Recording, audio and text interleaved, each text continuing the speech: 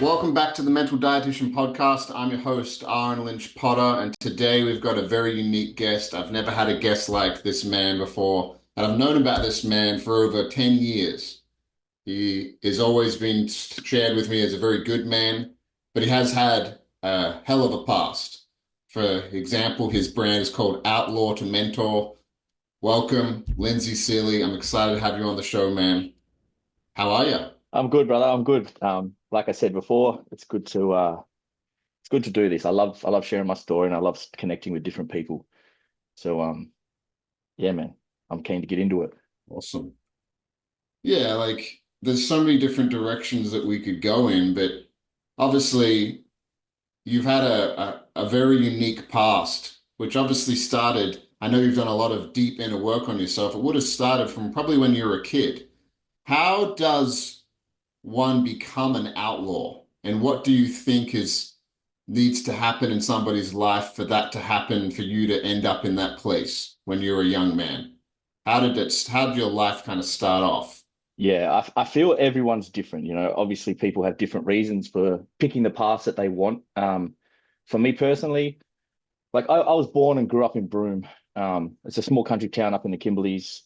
Um, Being a white kid was the minority.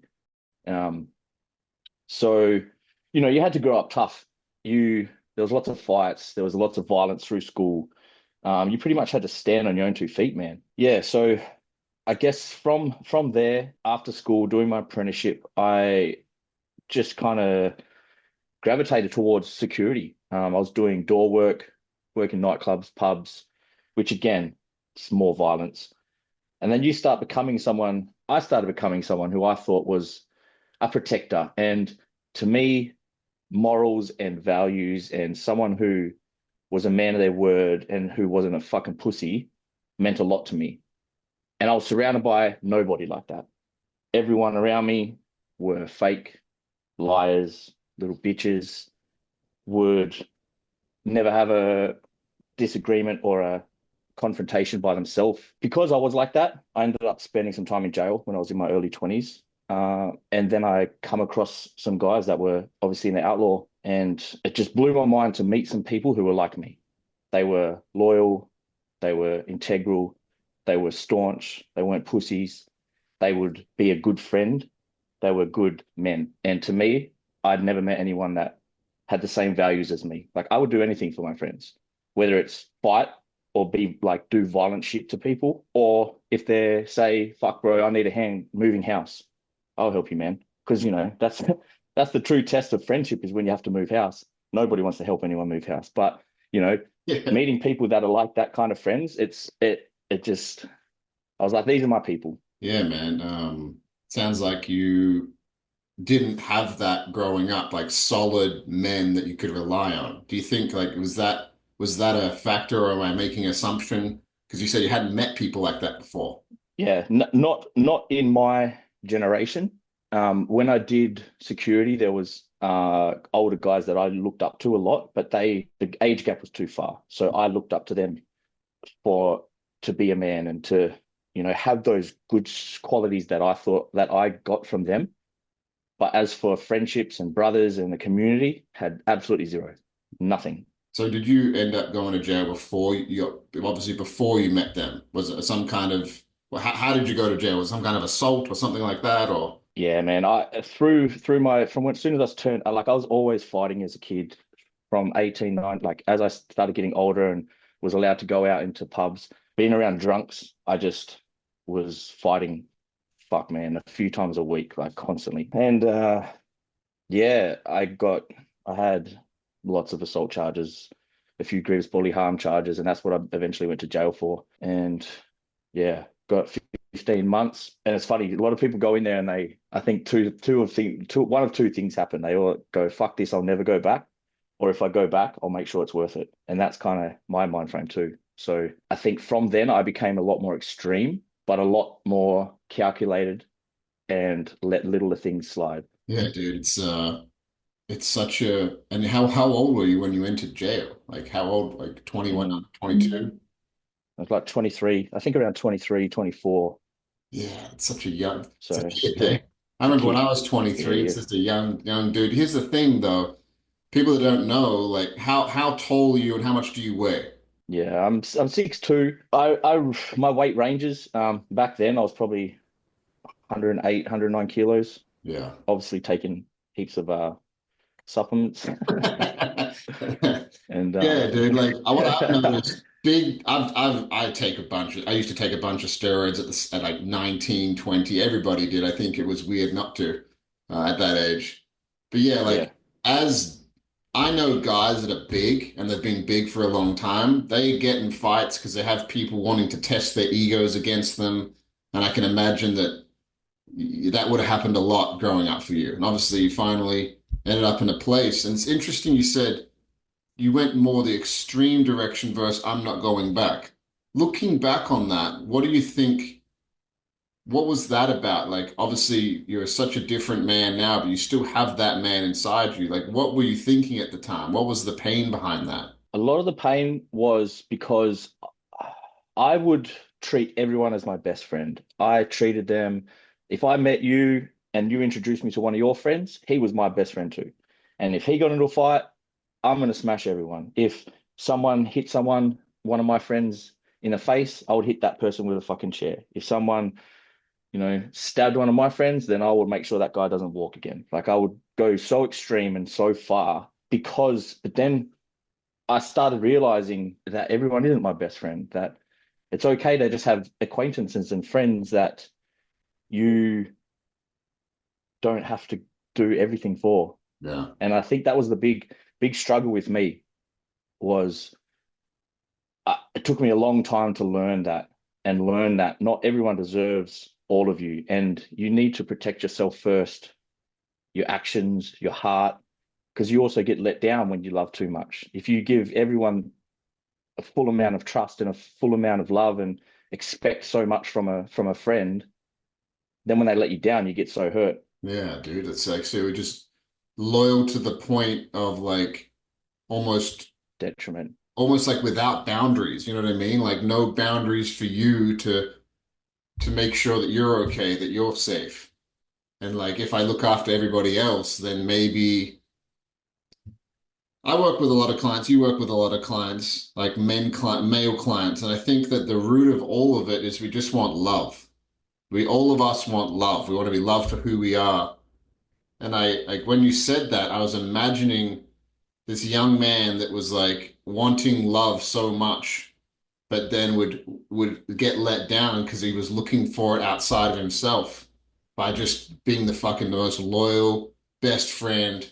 I'll do anything for you, but not everybody's like that. And then that I can imagine hurt even deeper because of that. Yeah. To add to that as well, I think a lot of it was, as we spoke about just before this call, was if I if you didn't love me and if you weren't my best friend, then you're my enemy. That's how hot and cold I have always been. Mm. The struggle with that through my 20s and even into my 30s is a lot. Um, What have you found that middle ground now? And how's that been going? Like finding that middle path of like not having to be this on these two poles, like super extreme one end. How's it been going for you, like finding that middle way? and I've changed so much over the years. This is again what we were saying before. I can't even sometimes I think I don't even know how I had friends back then because I was so extreme. And I was like, what they either loved me or was shit scared of me. Like they either respected me or they feared me. That's how I wanted people, everyone. Like you either respect me, even if you're not my best friend, show me absolute respect, or I'll make you fear me. There's like a Latin saying and it translates to let them hate so long as they fear. And that was my whole fucking life mantra from when I was a kid to till I left the club and I was like 20, till I was like 32, 33. And that's when I started doing all this work because it was like, obviously living this way and having these mindsets is just going to get me back in jail or fucking probably killed or who knows, man. Yeah. That's not the life I wanted to live. Yeah, dude. Like, how was it leaving? Because it sounds like, did you enter the club at like 24, 25? Like as you were in jail, that's where it kind of started? Yeah. Yeah. Yep. How, like, because a lot of people say, and I've heard this before, once you're in, you can't get out. How did that happen? Like, what kind of conversations were had with brothers that you respected that you had to would have shared how you feel with these men that you would have spent 8, 9 years with, as close of a relationship, sometimes even closer than any person listening can imagine? Because relationships work, you can only meet somebody as the at the depth as they've met themselves. And when you're in some kind of environment like that, you go to really deep places around fear, violence, anger, all kinds of stuff. And having to leave that, I can imagine that would just be very hard. How was that? And how was shifting away from that? It was hard, man. Because it was my identity and that was my family and they were my whole life. And to turn your back, you're literally telling your best friends, your brothers, your fucking family who are supposed to be there no matter what, that you don't want to see them ever again. And that's the rules. You don't, if you leave, you leave. And I understood that. Same as everyone else, anyone else that's left, you're not friends anymore. It's some people it's bad, sometimes it's good, depends who you are. But yeah, it's shit because there's a big part of you that miss them, and you always love them. Like you said, you've been through so much with each other. But on the other hand, it's like, well, who do I look after first now? Myself or everyone else? And you got to remember that it's not just the 10, 15, 20 boys that are your fucking real brothers. There's a thousands of them around the world, around Australia. So it's like, well, how can you be friends and get along with all of them as well? Everyone has different agendas and everyone has different, yeah, different agendas. Yeah. So there's a point where I wanted better for my life, and I knew that yeah, things had to change because I didn't like the way they were going. And if you know, like the same question I asked the boys I coach, like if nothing changes for you, what's your life going to look like in 5 or 10 years time? And if you truly sit with that and think about it and vision it, you're like, fuck, man, I don't want that. Like that.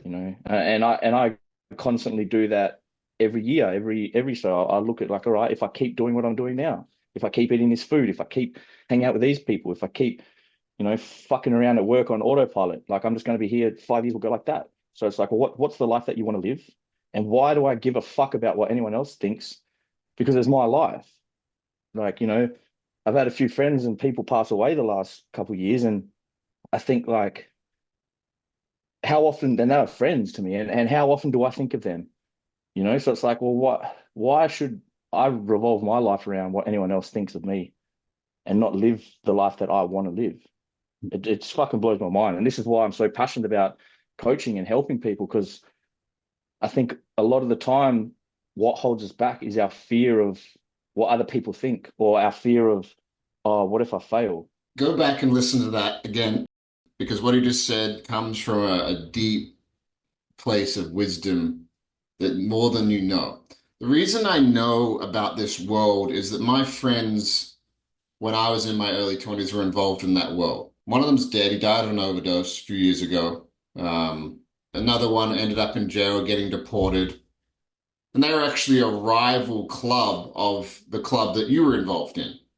And I remember seeing these beautiful, like sensitive dudes that I really liked that were like good friends. I saw them over probably 6 to 12 months change. They had to build this shield around them because what they were doing, they had to protect themselves from actually feeling the extreme of what they were doing. But that's the life they chose. And that's what I'm saying. Like, what he's saying, you don't understand what it actually takes for him to do what he's done. You have no idea listening to this. So go back and listen to what he said, because I had a hard time and I was never involved at the depth that my friends were, and they were not involved at the depths that you were. So how was that first 3 to 6 months when you finally decided? Because I can imagine it would have been like this sickening feeling. You probably felt sick for months. I don't know, maybe years. I don't fucking know. Like, what was that first 3 to 6 months after where you're like, okay, I'm done? Yeah, I was lost, bro. I was fucking lost. I in because this is the thing. Like, I I'm an auto electrician by trade. I've always worked. It's not like I was a fucking gangster, had nothing going for me. You know, I had my businesses. I've always been a hard worker. So I was like, I'm gonna fucking go out into the mines and I'm just gonna do big swings and I'm just gonna immerse myself in that. But the thing is, I hadn't been out there for maybe 8 years or so, 7 years. So that was even just another learning curve. And me being who I was, and then going out there working with people, getting told, "Oh, you got to tuck your shirt in, you got to wear gloves, you got to put like safety glasses on." I'm like, "Fuck you, who are you speaking to?" Like my ego was hectic. It was insane. And having to eat shit, man. I got a job. I'm not going to say which company for, but I lasted. I think it was my first swing, and I smacked this dude around like I was like, and I got the sack straight away. So it was just, it was so hard to drop the ego, like change my identity and my beliefs, like who I was, and it's so weird to not to do that without doing the personal development that I've done, to have to just grind through it with no guidance, just trying to figure it out every day, not trying to fucking punch someone's head in, not trying to lose my shit or just snort a bag of coke or fucking go like just all the shit that you use to lean on, not do that stuff. I was like, oh fuck it, I'll go and rob someone or something. Like fuck this shit. Like it was just crazy. Those like even to a year, man. Like it took a long time to re like get like make my identity. Like who was I? Because this whole thing was me. And even now, like I see people back home and they all know me for who I used to be. I'm like, bro, you don't even know me now. You have no idea. And then it's a fucking beautiful thing too when people who knew me back then see me now and they're like, bro, you've changed so much. You're so calm now. Like and that's the best compliment I could ever receive, to be honest. And hearing it, because I went back to Perth a couple of months ago and everyone I saw that I hadn't seen for a long time said things like that to me. And it was, man, it was such a good feeling. I bet it cracked your heart wide open, dude. I bet you would have been fighting back tears, being like, because here's the thing. One of my favorite quotes around is anger is the bodyguard to sadness. And so if I Mm, ever work with somebody or have friends that are really angry, anger is like the outer shell for deep sadness. And it's just a protector. mhm, It protects people. mhm. And a lot of people that are really angry are really sad because they spent most of their life feeling really unsafe. And you being the age you are now, and then having people basically say, "Hey man, you're safe." That's what being calm is. Like, Yeah. that's fucking And huge. it's weird, like it's the calm to me back then was confidence and ego. That was my calm because I was when I was a kid fighting so much, I was like, I'm gonna make sure I'm the biggest, baddest motherfucker there is, so no one can mess with me. But back then I was like, it's cool, be big, bat and jacked and fucking smash everyone. Now I realize, bro, you were only doing all that because you were scared because you didn't want to get fucking beaten up by people. You didn't want people to walk over you. Yep. Like I understand all that now. Yep. And I don't lie, there's nothing wrong with it. Be big and jacked and fucking be able to like punch on, but do it so you can protect people, so you can have confidence when you walk in a room. So you're like, I know I'm capable if I need to be. And then when you become that capable, that's when you are more of a protector because you're caring and you don't want to hurt people. Yeah, dude. Uh, yeah, and that was I thought I was calm, but it was because I was confident. Where now I'm so calm because I have to be calm because I know what I am capable of. Mm. And I have nothing to prove because it's like I have proved it all, but also I know I don't need to prove anything else. And now I want to prove that I can be truly vulnerable and help other men and be my authentic self. And the hardest thing for me is to keep growing and to keep bettering myself. And when I do fuck up or I step out of line or I do something that I'm disappointed in, like own that shit and be like, fuck. Yeah, well, I'm trying, man. I'm trying my best to be better every day. Fucking awesome, dude. Yeah, man. It's all we can do. All you can do is just try to be better the next day. And a lot of people, a lot of men especially, I'm part of the space, you're part of the space. They are looking for guidance because there's an epidemic of men basically not feeling their feelings and causing harm in the world. That's what it does. If you dam up this stuff and make walls around your pain, you end up hurting people. Obviously, you spent You spent time literally hurting people. Other people do it through relationships. They do it all these different ways. But they're actually, it's just a thing within them. And it sounds like you didn't have any guidance, especially that first year, and you basically had to parent yourself. I imagine there's this angry young dude inside you that's like, fuck that guy, I'll smash his fucking face in. And then you have this father figure that's inside. It's like, no, we can't do that anymore. Like we're not going to do that anymore, Lindsay. We're done. Like, and sitting with that for a year, like, man. And here's the thing about what you said. It's like, he's still in there. Like, it's like become a monster and then just let him know that, hey, you're in a cage in the back. But if there's a time where I need to let the cage door open, you know what to do. But you're not going to run my life anymore. But I respect you. Uh, Thank you. I appreciate you. But we can't let you run the show anymore. yeah, I think I heard something the other day, and it was fuck, I can't remember who told me, but it was, there's a darkness or a monster inside me, and then they said it's not a monster because like monsters should be feared. It's like there's a beast inside you. It's like, Yeah. yeah, I fucking know what I'm capable of, but I can control it, and I choose. It's not like a monster trying to get out. And I think this just comes back to having real true confidence, man, and dropping your ego and just making better decisions. And it's like I use this analogy a lot. It's like driving your car down the freeway. My whole life was so reactive, I had my hands off the steering wheel and I'm just fucking foot on the gas. Yeah, I could brake. Yeah, I could like wind the windows down and shit, but my hands weren't on the steering wheel. I was kind of heading in the right direction just through life year to year, but I'm bouncing off cars. If someone hit me, like it was just so reactive. Um, Whereas when you kind of do personal development, you understand your thoughts and how to like just learn all your subconscious stuff and do shadow work. You all of a sudden you put your hands on the steering wheel when you're driving your car and you're truly in control of your life. When things happen to you, you're not reactive. And that was me my whole life, man. I was so reactive.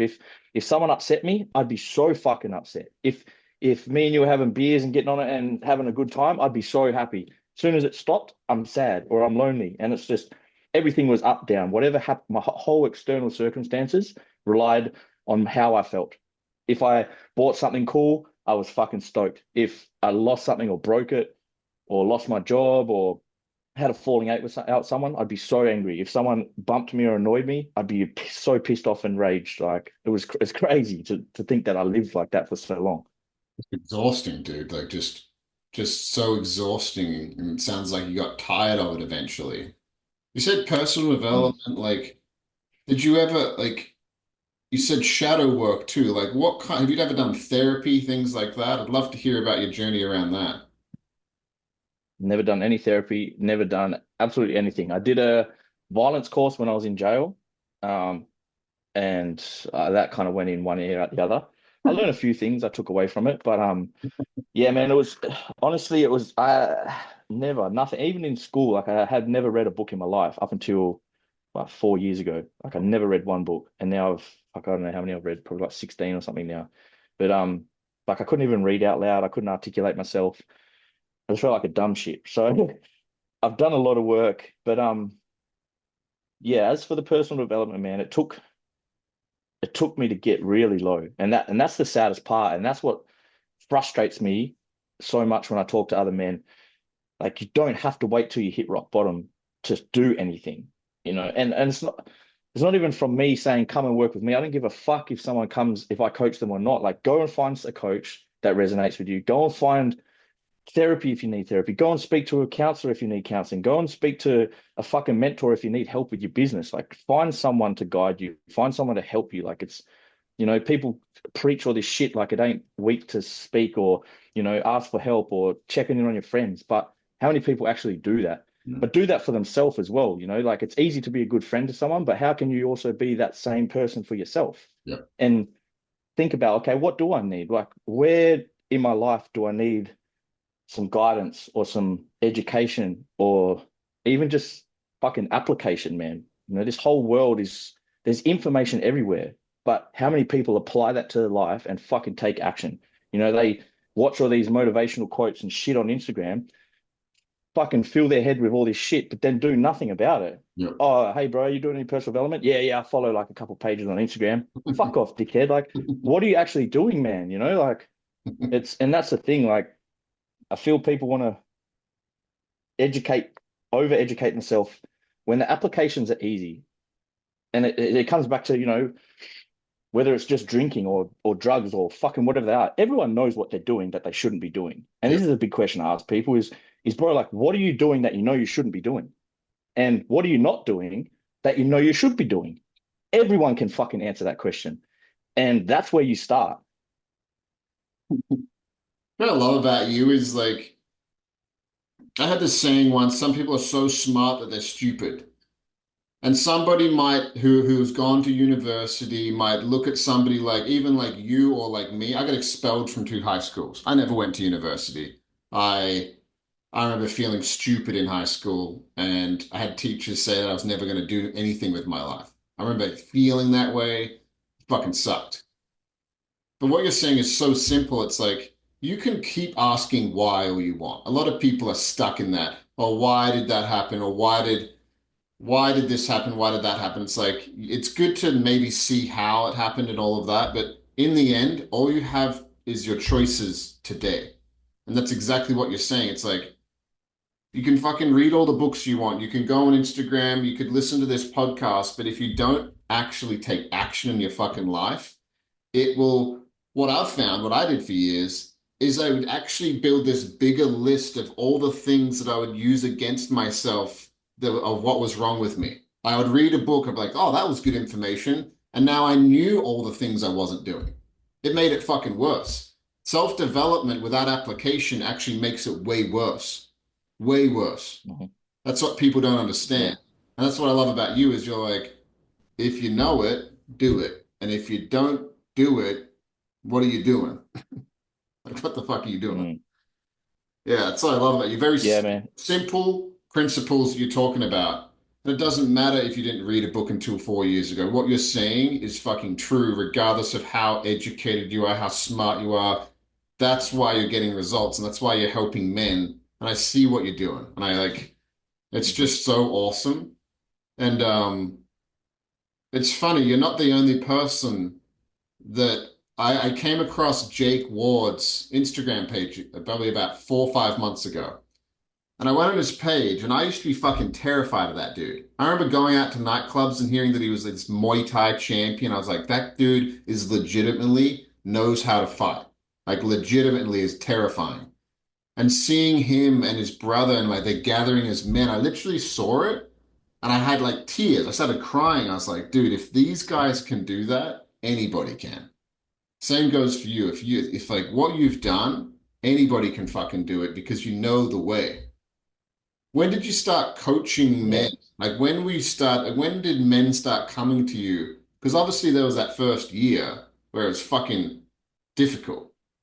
Like what was the second year like, the third year, and like how has it been since then?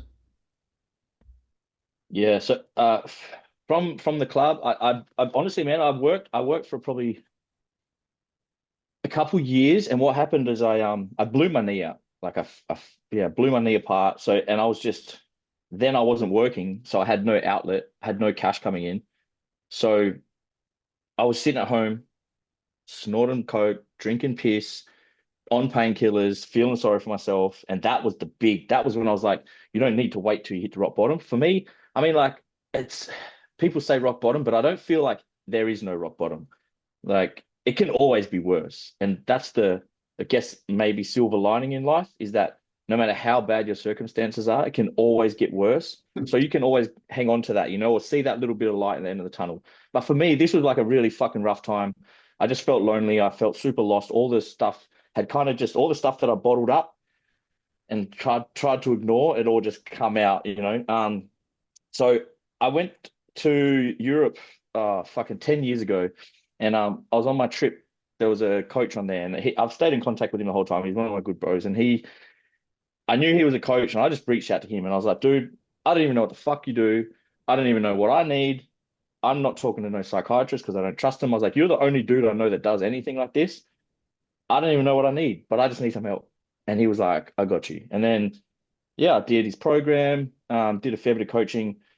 And then from there, he asked me to be a part of his community and kind of lead all the other guys that were in that. And then I did that and I was running calls. And then I thought, man, I want to, like, I love doing this. I love helping people. And not only do I have all the life experience, I was like, I have true passion for this. I feel this is my purpose. So yeah, I did my Jay Shetty certification. Awesome. Um, Finished that, man. So then I like it was like me getting my fucking black belt, right? In coaching. I'm like, I can coach anyone. I am so good at it. I've worked with hundreds of men now, and everyone can fucking like what the boys say to me, man, like melts my heart every day. Like sometimes, doing the Instagram posts and shit, I fucking hate it. It burns my piss. But it's all for a purpose, and then there's guys that reach out to me saying, man, I really appreciate that. And, that post helped me. Or, some guys reach out to me for coaching in the same position that I was in that when I reached out for my coach. And it just makes it all worth it, man, and just it's so fulfilling getting up every day knowing that you're able to help other men change their lives, and I'm not doing any of the work. They're the ones doing the work. I'm just helping them. So is this fucking frozen? No, no, no, I got you, dude. No, I'm listening. Maybe it's frozen on your end, but like, yeah, like Um, awesome. yeah, so helping them, they're putting in the work. All the guys in my programs, all the guys that I have one-on-one coaching with, bro, they're smashing it. And that's the thing about being a coach. You help them guide them. You're not doing anything for them. You're not telling them what to do. And that's the one thing I didn't understand about it. People think coaching is like they're your dad. They have to tell you what to do and you do what they tell and they'll tell you off like and that's why I never really thought about it because I was like, no one's going to tell me what to do. Like I got to figure this shit out for myself. But then I was like, imagine having someone who can actually help you and guide you and see all the blind spots and know a little bit about just how your brain works and psychology and it's just yeah, it's just such a good feeling, man. And yeah, being able to do this, like I spoke about it on the last podcast I did with Scotty from America. I wrote down like after I left the club in a journal, I was just writing down like how do I feel and what do I think, and then I wrote down this sentence. I was like, I'm more at peace with the thought of death right now than I am excited about life. Yep. Like to me, because I was like, I felt like there was nothing left for me, man. I didn't feel like there was any. Like I'd done everything. I'd experienced everything to the most highest of highs. Like I had a heap of coin. I had heaps of money. I've bought all these cool toys. Of everything external that you think would make you happy. I had it and I'd done it. So I was like, what the fuck else is there in life? Like to me, I was like, there's nothing left. And then once I kind of felt like I felt to the bottom, I was like, none of this shit makes me happy. So why am I not happy? I've got all this stuff. And then so I started working on myself and I realized like true happiness comes from within you. And you have to build the person who you're proud of and have true confidence. So after doing that, I just like even my coach at the start, he was like, Lindsay, your purpose is it's got to be for someone else. And I was like, fuck everyone else. I don't even care. I have no purpose. My purpose is me. My Yep. purpose is getting myself right. I don't give a fuck about anyone else. I don't want to help anyone, man. How can Yep. I help anyone from an empty cup? And at Yep. the time, I didn't understand that, but that was my attitude. I was like, in my program that I was in, everyone's talking about purpose and fucking they've got all these cool goals and all this shit. I was like, that's business ideas. That's not purpose. That's not me. And I just didn't understand it. And all I cared about was fixing myself and learning about myself. And that was my purpose. And now I understand that like that has to be your purpose is you. And I feel a lot of coaches prey on people that can't tell you their purpose in a one-liner sentence, like it rolls off the tongue. Oh, you haven't got it. Oh, you're lost. You're broken. You're fucking something wrong with you. Like your purpose is you, man. It's so simple. Yep. If you and like because if you make your purpose a business, what happens when that business fails or you have a bad year? Does that mean you're a failure as a person? Like what is your purpose to be the best husband you can be? Well, what happens when your wife leaves you? Like there's Yep. there's so many if you put your external happiness into like if you put your internal happiness into external fucking things, they can be taken away. Yep. So your happiness has to come from like your own confidence and your own being proud of who you are, Yep. like giving your life meaning. And so once I did that, then I was like, bro, I need to help other people do this. And that's how I started coaching. And honestly, there was a few guys who I still coach now. They reached out to me. They're like, Lindsay, I see what you're doing. I know you personally. Can you help me do that? And then I was like, fuck, I'm good at this. After the Jay Shetty, my certificate, man, I was like, fuck, just on that wave, man. And it's just gone crazy ever since. You know, I've got like almost, I think I've got 99 guys, nearly 100 guys in my community now. Wow. Um, man, I've got a heap of one-on-one guys. I've got a heap of guys in my blueprint program. And yeah, it's nuts. It's crazy how much it's grown in the last, probably just say even just the last year and a half. It's insane, man. As soon as you become the person that you say you are, be truly authentic and be fucking like integral to your shit, you know. I don't claim that I know everything, but I just am who I am. And if I can help you, I'll help you. If not, bro, I'll wish you luck and I'll always be in your corner supporting you. That's my outlook with this whole thing, man. And that is the best outlook to have, man. There's a lot of people out there, like you said, they're preying on people and they're perpetuating the brokenness of people. It's Mm, like if a therapist helps somebody heal themselves and learns that they can heal themselves, then they lose business. Sometimes. That's how yep. some people see it. Mm, Here's the thing about coaching. Here's what I love about coaching is yeah, like a lot I've worked with dudes that are suicidal. I've worked with I've had some crazy fucking clients, dude. I had a client that owned a bank, like a publicly traded bank on the American stock market. I had another client that was manager of a I don't want to say too much about things, but basically NHL, NFL level team. Like the hmm top, like making $10 million a year. And he said something to me. He's like, dude, like when you're driving up to your mansion in the G-Wagon and you're not talking to your wife and your kids feels like your kids hate you, there's no worse feeling than that. And when you were saying mm, you had everything that the world told you that was supposed to make you happy, and then you're sitting there and being like, death seems more like a direction that I'm probably going to go in than life. It's like Jim Carrey said that. Jim Carrey said, I wish people could achieve all their goals and dreams and realize that that wasn't what they were looking for the entire time. Like, I wish that yep. they could feel that. I have my own journey with that, dude. I made money my God, and I remember making 10 grand a month, and I'm making 20 grand a month. I made 30 grand a month, and the most amount of money I made in a month was 37 grand. And it just, it didn't, it didn't accelerate things the way that I thought it was going to do. In fact, it made it worse. I was like, that's when I really was like, okay, the fuck am I doing here?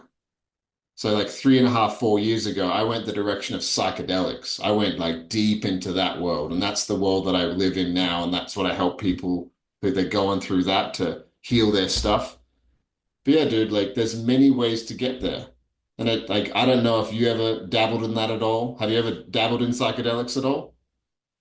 Yeah, man. It's funny, even in that, you know, like I used to take stuff just to get fucked up. Now, no, I see it totally different. It's medicine, bro. It's So medicine. there'll be a few times I'll go, man, I've got this blockage or I just can't figure something out. And it's weird because it sounds fucking pathetic that you use drugs to do this, but it's different when you have an intention. So yeah, 100%. I'll have mushrooms or something Yeah. and I'll journal, man. I'll sit down in my room and I'll just trip and then all this stuff comes out and I have crazy realizations, you know. Yeah, it's nuts, man. It is It's medicine. And like, definitely super powerful. dude, what you said. Here's what I say when people are like, oh, I don't want to do drugs. It's like, here's what a drug is. Yeah, A drug is used by people to avoid things. Let's look at what you would, when you left the club the first year, pills, alcohol, cocaine, that's drugs. There's this feeling within me that is so fucking uncomfortable that I can't sit with it. I need to escape. The drug is not the problem, it's 100%. the solution. It's the solution to the problem. And the problem is how we feel. Medicine, especially when it comes to plant medicines, you're looking to heal. You're not looking to run away from something. In fact, you're actually doing the opposite. You're like, I'm going to take Come this in. psilocybin and I'm going to I'm gonna sit with Lindsay, or I'm gonna sit with Aaron, I'm gonna sit with me, and it's gonna be fucking scary sometimes, it's gonna be uncomfortable, but I'm not running away from myself anymore. And I always challenge the men that think feeling your emotions is strong and bottling up is strong. I have a saying that I don't know if it's original, but I say it. It's like a strong man does not avoid anything, including their own emotions. That's a strong man. A strong man is not a dude that avoids things and thinks he's really tough and takes out on other people.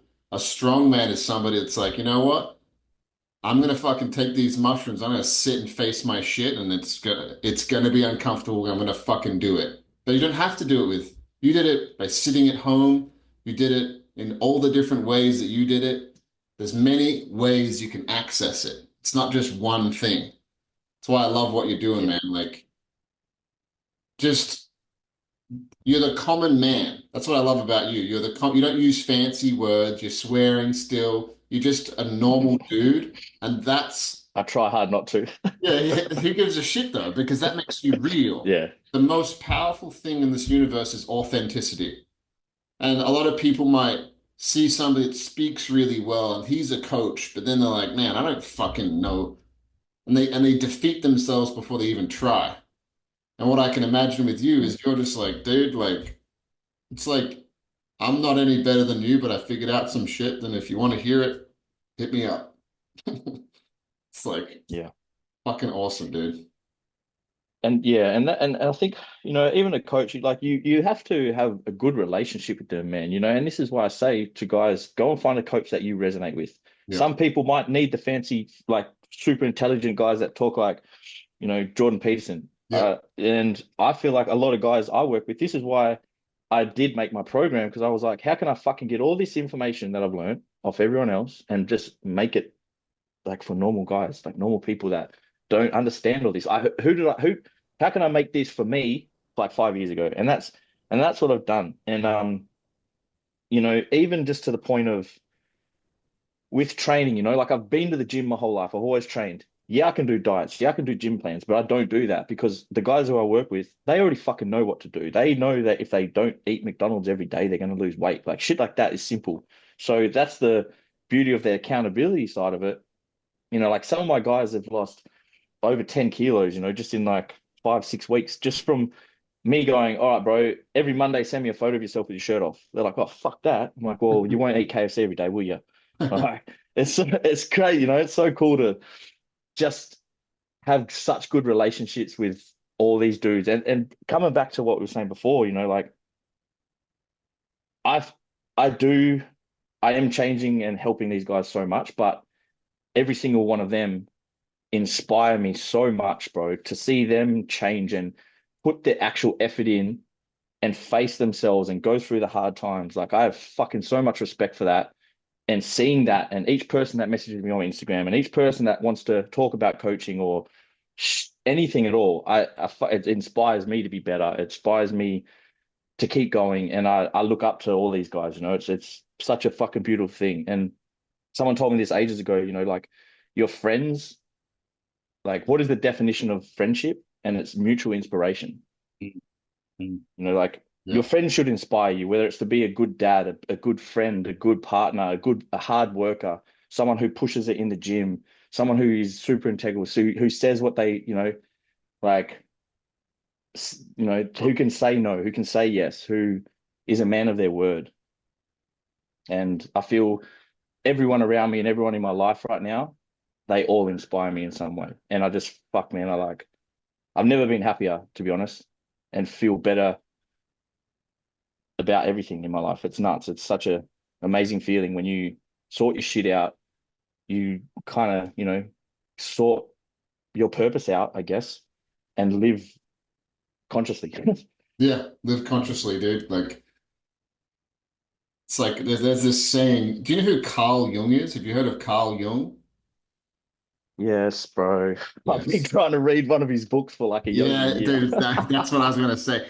His shit is very complex and it's a lot to digest.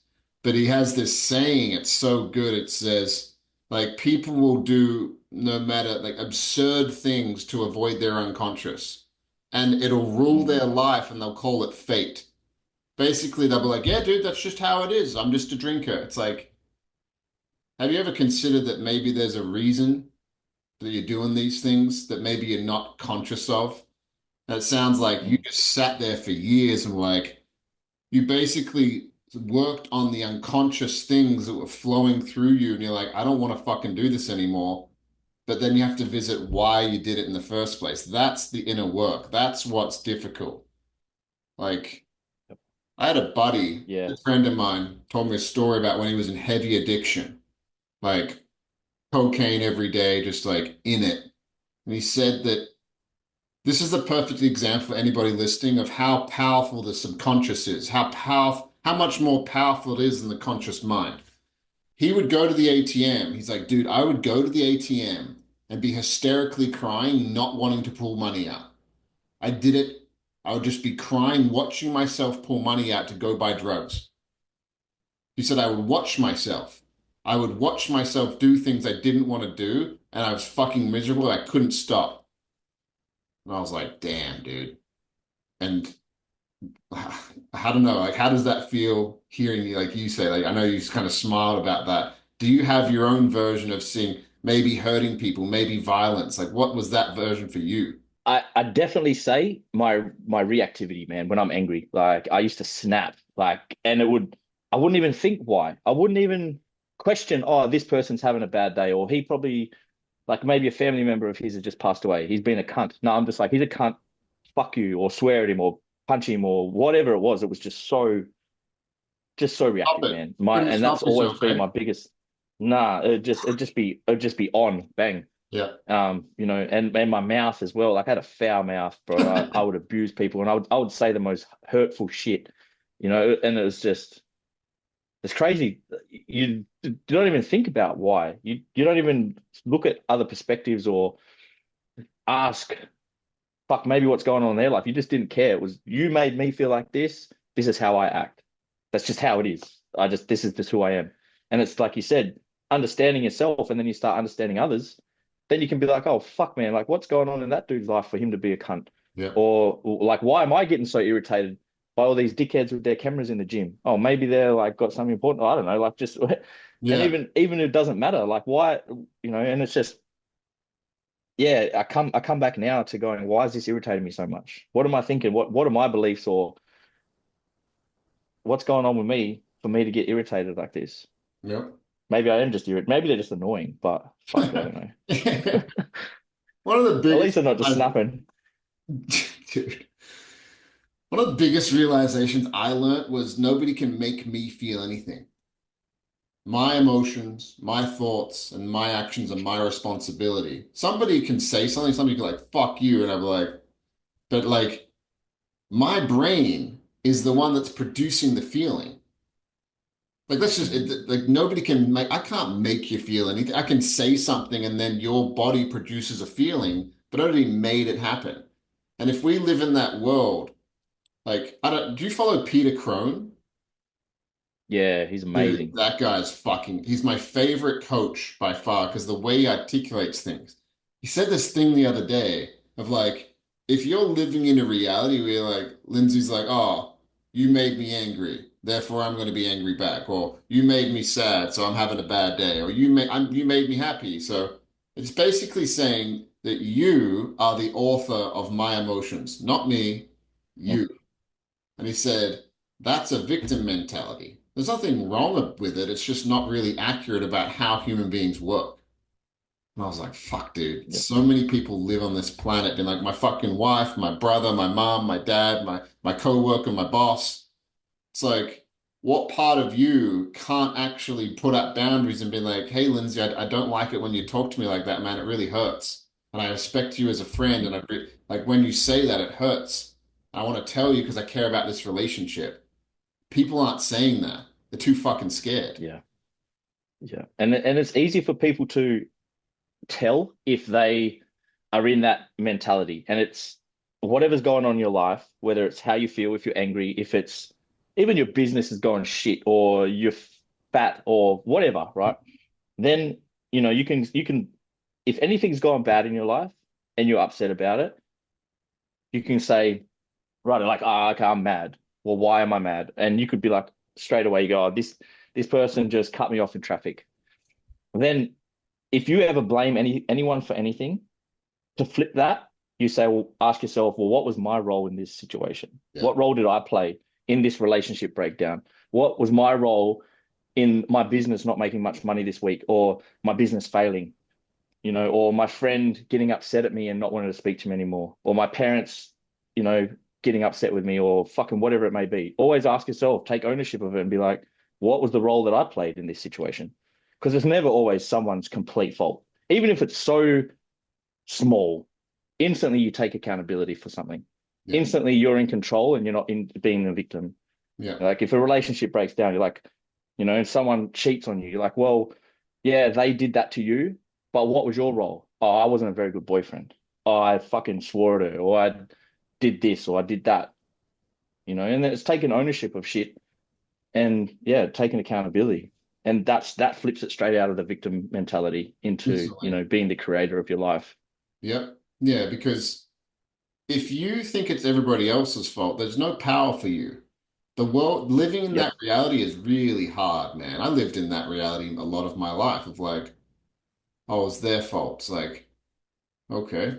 Or you could do exactly Yep. what you're talking about and be like, that gives you your power back. It's not very fun realizing that you're the creator of your own potential suffering, but you're also, until people find out what the benefit is of their own suffering, they won't change it. So, for example, somebody's like, oh, this guy's not treating me very well. It's like, what's the benefit? Oh, you can stay small and then not actually speak your truth, and you can just stay scared and living this little comfortable life that you're used to. And that's the benefit for you if you don't get to leave your comfort zone because you're scared and you're uncomfortable with it. So yeah, dude, like everything you're saying is so fucking on point. And I want to reflect something back to you, and like I know that you know this, but I want to say it to you. How does it feel to become the man that you were always looking for your entire life? It's amazing, man, to be honest. And that was like my purpose, is to be the person who I would always look up to, who I needed when I was younger, who I admire, who I would look up to. And it was, yeah, that's a heavy question, bro, because I'm not even asking you to think about it. I'm asking you to feel how that feels because that's exactly what mm, you've done. yeah, it's amazing, man. And I can't even put it into words, to be honest. No. Like everyone around me is proud of me, but I am more proud of me. Yeah. Like I've always been my worst critic. No, like no one will put me down more than myself. The shit I say to myself is fucking outlandish. But I also am like, motherfucker, you have come a long way, and I am proud as fuck of me. Yeah. Yeah. Yeah, dude. I have this and you'll probably use it. I call it the round table. The round table is a tool that I use with my clients. And how old are you? 39 in January. 39. Looking good, dude. So you're 39. I Thanks, turn man. 33 next year, so you're about 6 years older than me. And imagine that there's a round table and there's 39 versions of Lindsay around that table. 39 of them, and you're sitting at the head of that table right now. I've found that people that have a really hard, like a bad time with anxiety, with beating themselves up, it's like one of those dudes around that table has something to say to you that you don't want to listen to, and you haven't wanted to listen to it for 10, 15, 20 years. And sometimes it's a bunch of them. Sometimes it's five of them. Sometimes it's 10 of them. Sometimes it's 15 of them. And your job is to show up to that round table and listen to them because they made you who you are. And the reason I said that, how does it feel to be the man that you needed when you were younger? Is as you show up to that round table now, you can look at each one of them in the eye and be like, hey man, are you proud of me? And every single one of them be like, fuck yeah, dude. Fuck yeah.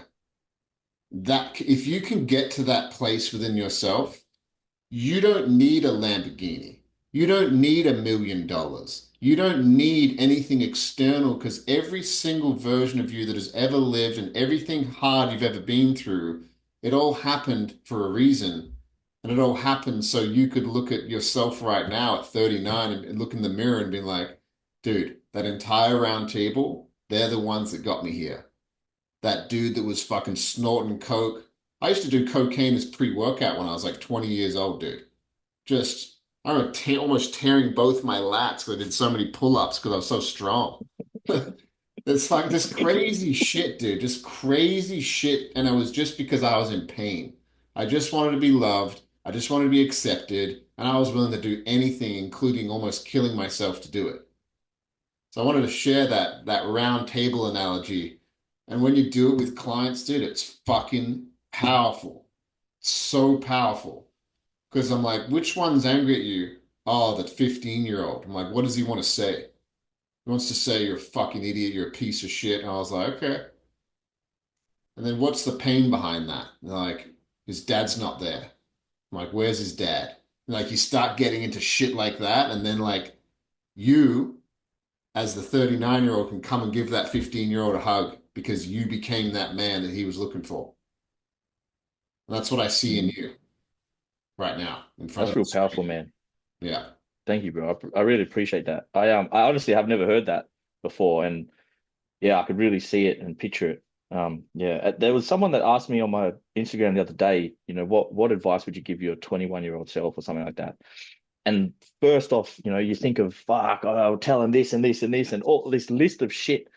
But then I stopped and just kind of thought about it, and I was like, you know what? I wouldn't tell him anything because everything that I've been through every year, like you said, like that was the lessons and the things I needed to learn to become this. So if I didn't go through the shit and if I did anything different, then I wouldn't be where I am now. And I Everything feel is that perfect. I exactly. And that comes back to the whole people, thinking they're broken or they need fixing and there's something wrong with them. There's nothing wrong with you.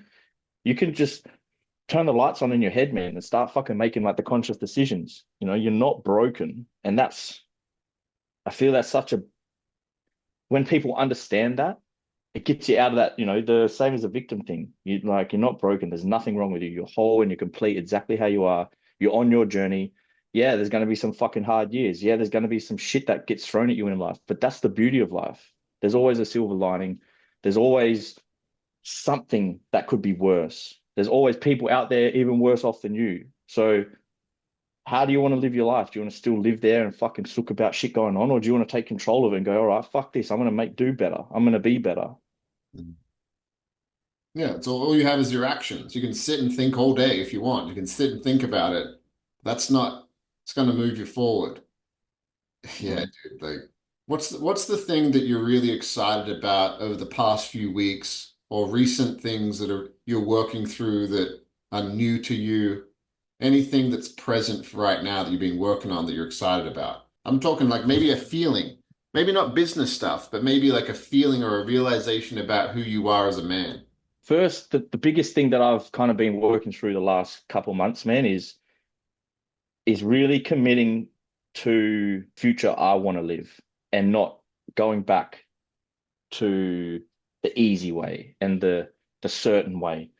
You know, I That's why I'm coaching full time now. I'm just backing myself, bro, and just going all in because I feel like that 5 years down the track, you can either live that life that is super comfortable and is easy, or and the only regret you'll have is not doing the one thing that you really was like, fuck, I wish I did it. If I fail, who gives a shit, man? Like, if it doesn't go to plan, that's okay because that's at least you had a crack. At least, you're still moving forward. And then in 5 years' time, something else will change. So this is why I have a big kind of like I guess not mantra, but something I've been telling myself all year is, to live a completely different life than you've been living, you have to let go of the old one. Yep. And that was whether using drugs or being a part of a club or fucking a gang or, living in a certain city. If you want to live a different life, you have to let go of that. You have to go and take that jump. You can't cross this fucking bridge while you're hanging on to the other side still. It Hmm. just doesn't work. So, and I understand through businesses in the past and myself and just all the things that I've faced in life, when you fully back yourself and you go all in and commit, you won't fail, man. And the only time you ever fail in life is when you give up anyway.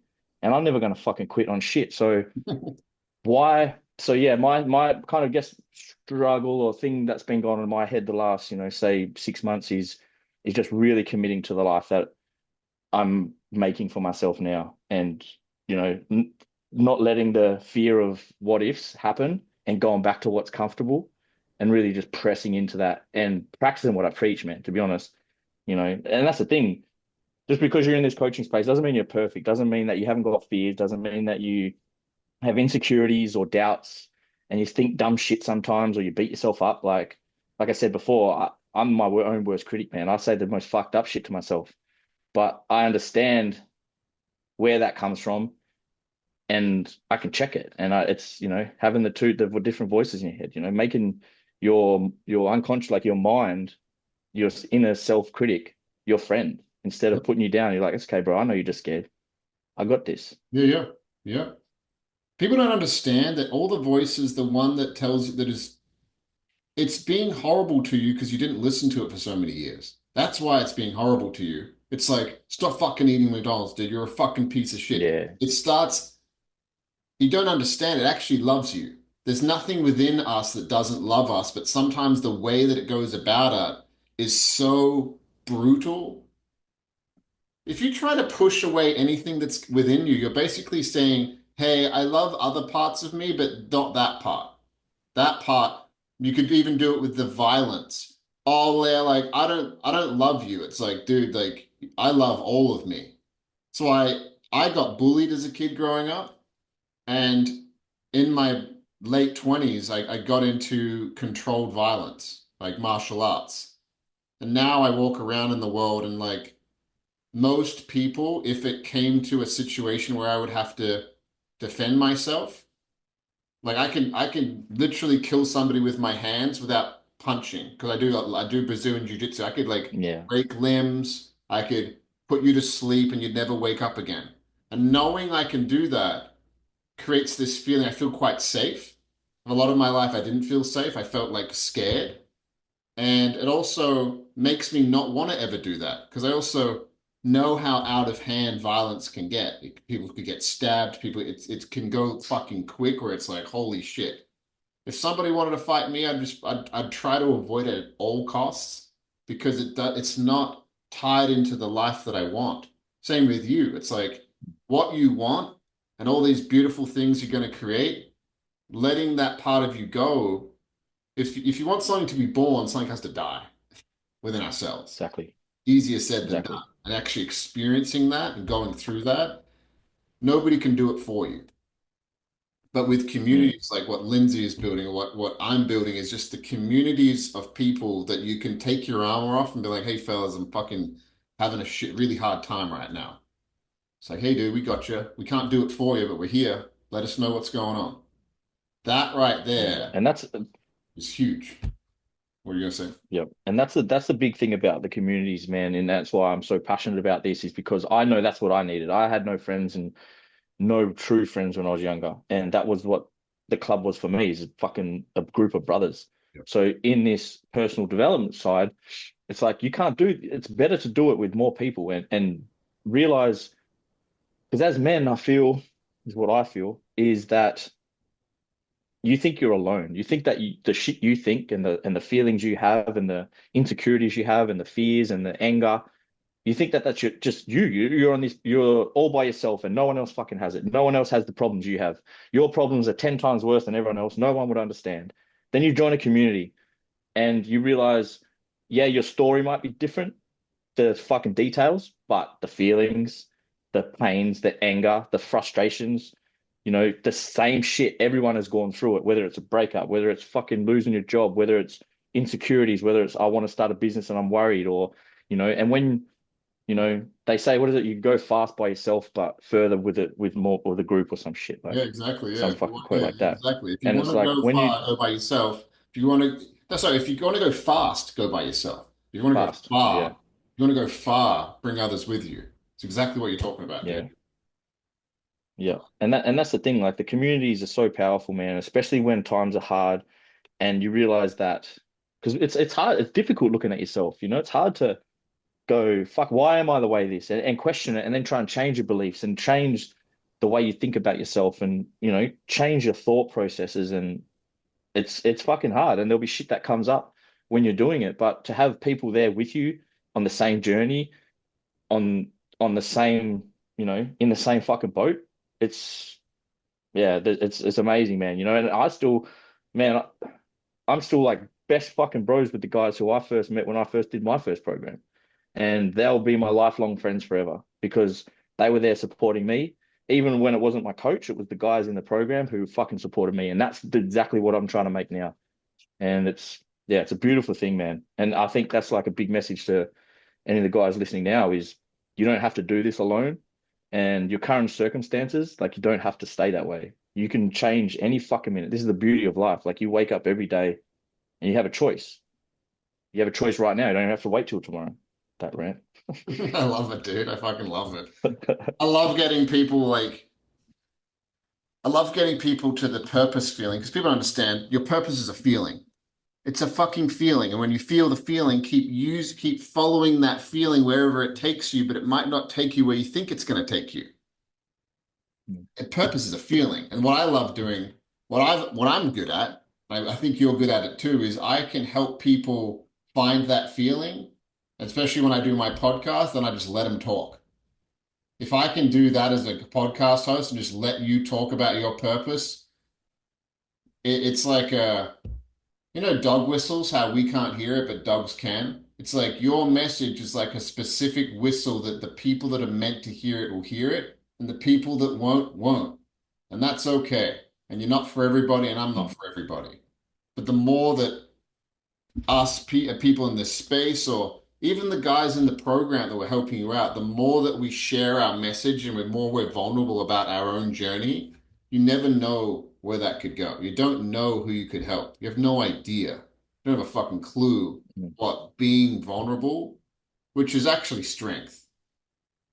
That's true Yeah, strength. yeah. I mean, actually, my definition of true strength is I spoke about this in Bali like a couple of weeks ago.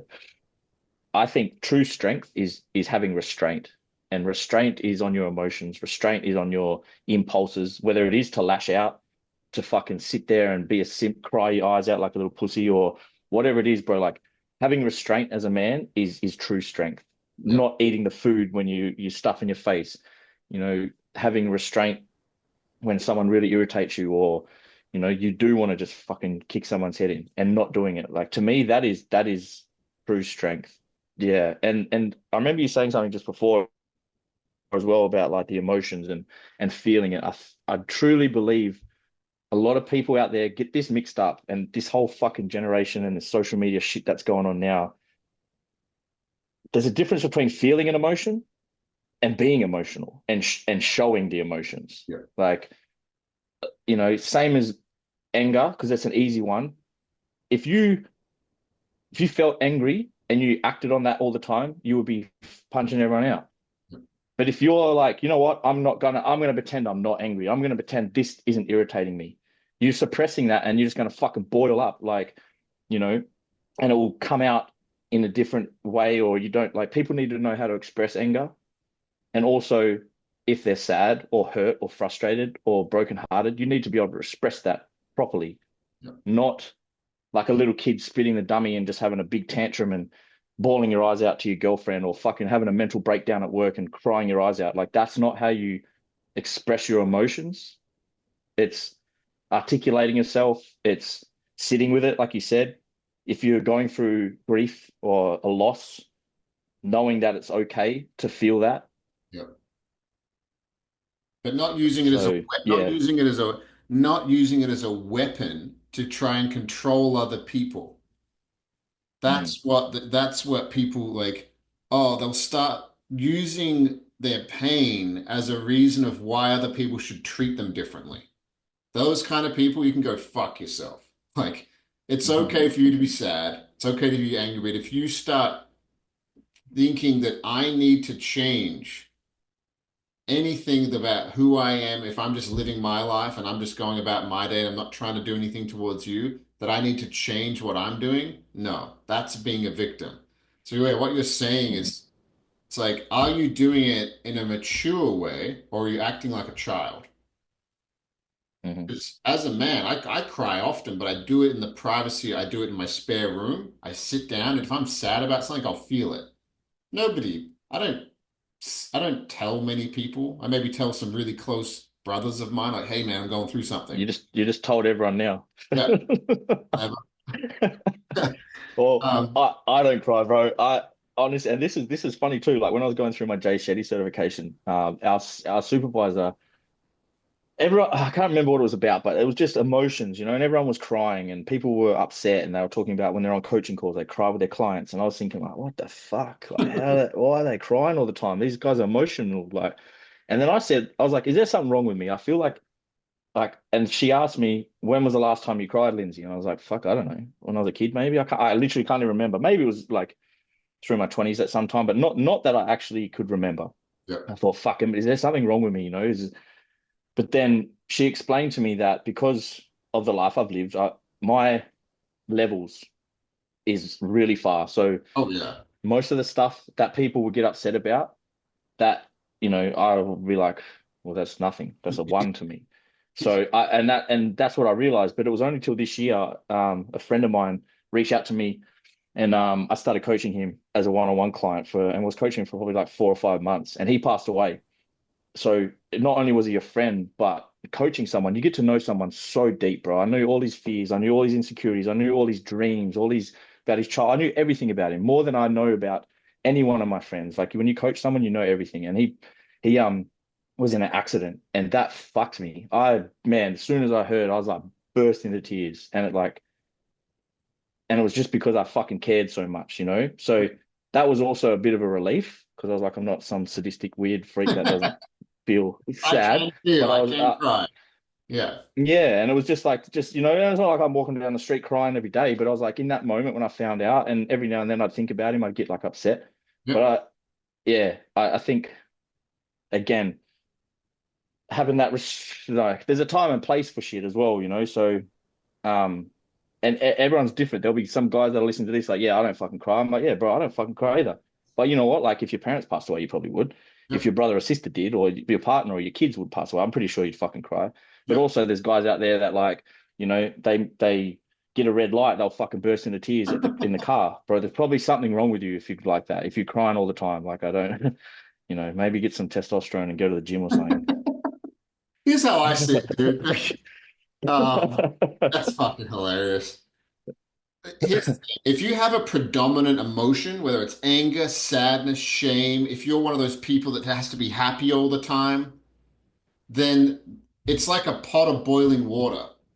Like if somebody's at the light and the light suddenly doesn't go away, there's something in boiling on the background of their subconscious which is causing something. They need to go fucking have a look at it. And like, it Mm, doesn't matter if it's sadness or anger. Most men, when it comes to crying, especially, think about this. The only emotion that you were told is okay to feel, even though human beings have a vast array of them, the only emotion that you were okay it was to feel was anger. And that's so deeply ingrained in so many men's subconscious. It's deeply in there. But what you said about the depth of what you've seen and what you've felt, you might see something that's this sad, but to somebody else, it's this sad. that's That's exactly what it exactly meant. what Yeah, you're saying. You're like, that's not that sad. It's like, but to them, who hasn't lived the life of extremes and pushed, you've pushed your nervous system and done things to yourself and to other people that they can't even comprehend. So that's why when these little blips in the road, you're like, dude, the fucking get over it. mm, But what I learned as I matured is that what some people's little thing is just as big as my version of my thing. And who am I to fucking judge about what they're going through? exactly. We need more Yeah. compassion and more kindness. Even though in the background, sometimes you're like, dude, just fucking get over it. But then it's just like, oh, we don't need that. We just need kindness and there for somebody as long as they're trying, as long as they're making an effort. I don't have time for people that won't make an effort, though. Don't have time for that. If you just want to sob Yeah. and cry and complain, but you're not willing to change your life, I'm not interested in having a relationship with you at all. I think And you're this in is a massive quality that I've been working on all year, bro, is to have more compassion and empathy because I got it twisted, a while back. I was like, I didn't show any. I always thought empathy was like feeling sorry for someone, and someone would tell me like they're going through something, and I was like, I didn't feel sorry for them at all. But then now I understand, like, I don't want, they don't want me to feel so. I shouldn't have to Huh. feel sorry for them because then Oh, they're a victim. yep, I will empathize with them, and this is the thing. What I didn't get because I didn't feel empathy. Because, like you said, the scale that might be a 10 in their eyes, but to me, it's a 2. But if I show that empathy, then I'm being empathetic. And I was like, do I do that or am I not empathetic? And I'm like, no, I fucking do. Everyone that knows I care about them and everyone that I work with, I was like, they know how much love I have for them. I show empathy just because I don't feel it because I'm comparing it to my own life. But like you said, a 10 to someone is like a 3 to me, or a fucking 4 to me will be someone's worst thing that would ever happen to them. yep. So just, I guess that's the beauty and the power of my coaching, bro. And I'm proud to say it is because like I have had so much life experience. So there's nothing anyone can tell me that will surprise me or make me freak out, or I'm not going to sit there and cry with them and give them that sympathy when it's like uh not demeaning. It's kind of like looking down on them, bro. Like Yeah, you don't want someone to saying feel you're sorry weak. for you. Yeah, it's like Yeah. one of the best things that I've learned with coaching is just being like, it sounds really hard. Just saying that, like, or saying, I don't know how you feel, but that I can imagine that sounds really hard. I don't know how they feel. I will never know how you feel. It's fucking impossible. I do know what sadness for me feels like, or anger, or shame, or guilt. I know what they feel like for me in my body. And if somebody's telling me a story, I'm like, fuck, sounds really hard. They don't want me to be like, oh, dude, like, they don't need fixing. It's Yeah, it's putting yourself in their shoes, And this is like I was saying, this is a big thing that I've learned over the last couple, like say, year and a half, 2 years, was instead of being, not sympathy, like if because everyone sees me on social media and they know the old me, right? Fucking, it was just very hardened. Whereas, the guys I work with, like everyone is going through some heavy shit in their own life, in their own way, right? Yep. So I'm super understanding of that, and I do put myself in their shoes, and I You know the feelings that they're describing, but you can never know how they feel, but you know how it felt, your own version of that, even though, dude, you might have done some crazy shit that caused you the feeling, and there might be like, oh, my sister's not talking to me at the moment. But for them, it's really sad.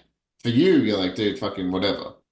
But it sounds like you've made that shift over many years of like basically seeing outside of your own emotions and then understanding other people have emotions and then playing with it like, oh, they feel things, I feel things. That's where we can connect. And I can connect with people. mm, That's what you're doing. Yeah. So cool, dude. What is we've been riffing for an hour and a half now, and mhm. hopefully all the people are still listening when this comes out. What is the next the next thing for you in 2025? What are you looking forward to expanding into that scares you? I want you to if you want to help people overcome their fear. This is what I say to coaches. I'm like, if you're not overcoming your fear, who the fuck are you to coach anybody? So what are you I love afraid that. of? What are you afraid of right now that you're excited for, but you know is big and a big goal that you're almost scared of saying it out loud? Yeah, and it was 100% backing myself to do this now. Like I'm currently over in Queensland. I was like, fuck it, I'm moving over here, and I don't know anyone, and I'm really stepping into this. And next year, 2025, I wasn't going to say I'm going to like to, I'm going to finally run my own retreat, like a real fucking for men, not mixed, just a men's retreat. Not sure whether it'll be in Bali. I love Bali. It's like my second home. Or maybe over here on the Gold Coast, but that's where I want to step into, and because I know the power of it, man, and being in person, having the calls with the guys is great, but when I fucking see them and we can be there together and, no pussy shit either, like real, deep work, but fucking testosterone fueled, like men, not, I don't want to fucking put anyone down, but, like not the opposite. Yeah, Not I like, get it. I get it. no, like, yeah. And, that's kind of like the evolution for me, man, is, you know, I, I want my community to grow more. I want to help as many people as I can, and I want to do it in person, authentically, with fucking integrity, and just keep being more of who I am and give that to as many people as I possibly can. What's the thing that you need to let go of for that to happen? I think I'd have a big, not big, a kind of imposter syndrome sometimes, only through lack of education. Because there is a lot of smart people in this space, bro. There's people who have done psychology degrees or whatever, and they know all the big words, but I gotta not compare myself to anyone else. This is me, and I know how many people I help, and I know if I am, like I said, when you're truly authentic, that's what people want. There's so much fake shit on the internet. There's so many people that say big words but have no idea what they fucking mean, or they say all these preach all this shit, but they don't embody it. Personal trainers who are out of shape, personal trainers who are not fit, like whatever, coaches who are absolute fucking messes. Mhm. As long as you embody what you say, you practice what you preach, you are super authentic and integral to who you are, then that's all that really matters. So I just guess, reminding myself that and not comparing myself to other people. Yep. And like it's cringe to me as well, bro. Like because it sounds shit to say, but I started coaching this thing as well because I was like I hated on every other coach. I was Yep. looking at them all going, look at these fakes, look at these idiots. They're all just trying to scam everyone. They're full of shit. Like I hated it. So then my coach at the time was like, Lindsay, what a perfect opportunity for you to step up. I was Yeah. like, fuck, you're right. Ah, I was fuck. like, yeah, I see what you did there. Yeah, like you can't Um, hate. You can't hate on anybody unless you're willing to get out on the field too. You're like, fuck. Okay. So yeah, and my ego and my confidence, I was like, "Fuck yeah, all right, you're right." I was like, "You're right." I literally just put my foot in it. I was like, "Yeah, bro." I was like, and I love doing it. And then yeah, it's just reminding myself that and really just staying in my own lane, doing me because I know that I'm not in competition with anyone, and they're not a competition anyway, really. Oh, So dude, you can never it's lose being you. You can never lose yeah, being truly you. And who gives a fuck? Like here's a funny thing. I'll give you a perspective. I'm really good at the big words, really good at the communication. I can explain all the things you're saying and make it way more complex, but it doesn't fucking matter. True wisdom, and the reason I did that, here's where that comes from for me, is I was such a people pleaser my entire life, and I avoided violence, and I would use my words to get out of things. I was that guy. So what I did is I got really good at communicating so I could control everything in my life so nothing would rock the boat because I felt so scared anyway. And then when I actually dealt with a bunch of my shit, now I can use my words, which used to be a defense mechanism. Now I can use it to help people, help them feel whatever they need to feel, help them work through, empower them, all the shit. And that's what I got out of. That's why I'm such a good communicator. The thing is, it doesn't yeah, fucking matter how you say it. It's sorry, it doesn't matter what you say, it's how you say it. That's why everything you're saying mm, is simple and you don't need to overcomplicate it by adding a bunch more fucking words because it's not necessary. yeah. Not needed. Yeah, I love that, man. Like, and especially how you put that because that was me. I could never articulate myself. I could never be like, "Oh, you're frustrating me," or "I'm disappointed you did that." I'd be like, "I'm angry. Fuck you." And it's like, it was action, like reacting. And I think and now I apply that. I guess that kind of mind, like, still have that on me where I'm like, how can I now still be a man of action, but think about what I do first and use it purposefully? Like, Yep, I'm not scared of taking action. So it's, I guess, now educating myself and learning how to communicate better. And then, yeah, taking action in life and not having that fear hold you back. exactly what you're doing right now. Exactly what you're doing with every podcast you do. It's uncomfortable when people you don't know, you go on there and you are practicing being educated. You're practicing speaking a certain way. You're doing it right now. You've been doing it the past hour and a half. And every time you do that, it's just another fucking vote in the bank of like, I'm not a fucking dumbass. I can actually communicate. Mm, Every time you do this, every time you do a coaching call, it's just building this bank account of like that story about me maybe not reading books till 4 years ago or comparing myself to somebody who's smarter than me doesn't fucking matter because I keep building up the bank account of me. That's what you're doing, dude. I fucking love it. Sick. Yeah. Yeah. Yeah. It's even good to reflect on that too. Like I can look back on the first podcast I did, and I sounded like just a dumb shit, man. Like I sounded like I was 12 years old, stuttering Because and you were scared, like, dude. You were yeah, probably nervous. And you're like, yeah, dude, here we go. But now look at you. You're communicating authentically. You're being real. You're going to be shit at anything you first start. You're going to be trash.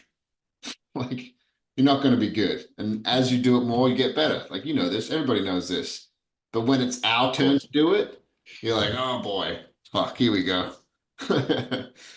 Yeah, man. We'll wrap up the show. Where can people find you? What's the best place to connect with you if they want to be part of your community? Where can they do that? Yeah, man. All the links are on my Instagram. My Instagram is outlaw to mentor, and yeah, that's another thing too with that authenticity and shit. If anyone messages me on there, it's me. I haven't got no fucking VA in Philippines or any of that shit like all these other people do. I yeah, and guys message me, say g'day, bro. We don't even have to talk about no crazy shit, but if anyone feels the call to message, even just to chat, bro, I'm always there. I've always got my phone on me. And yeah, that's where you can follow me at. Awesome, man. Thanks for being on the show. Go follow this guy. He's as real as it gets. And there's a lot of people that are not real in this world, and this guy's as real as it gets. Go follow him. Go connect with him. And who knows, man, like if there's anything I can do to help you, any books you want to know, I know a bunch of shit about a bunch of shit. And I know you know a bunch of shit about a bunch of shit. And if you've got a good idea, and if I've got a good idea, we can make a great idea. So who knows where it could lead. But thanks for being on the show, and we'll see everybody next week.